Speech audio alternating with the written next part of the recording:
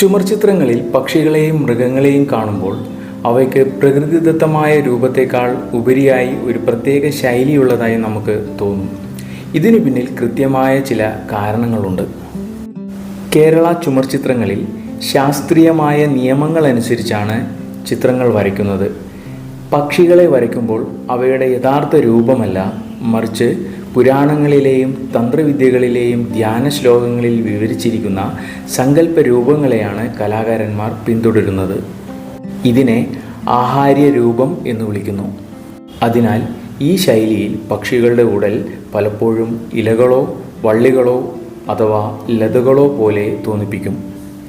ഉദാഹരണത്തിന് ഇവിടെ വരച്ചു കാട്ടുന്ന അന്നപ്പക്ഷി അഥവാ ചിത്രപക്ഷിയുടെ വാൽ മനോഹരമായ വള്ളികൾ പടർന്നു പന്തലിച്ചു നിൽക്കുന്നത് പോലെയാണ് വരയ്ക്കുന്നത്. കാരണം ചുമർചിത്രങ്ങളിൽ പക്ഷികളെയും മൃഗങ്ങളെയും കേവലം ജീവികൾ എന്നതിനുപരി ചിത്രത്തിൻ്റെ മൊത്തത്തിലുള്ള അലങ്കാരത്തിൻ്റെ ഭാഗമായാണ് കണക്കാക്കിയിരുന്നത്.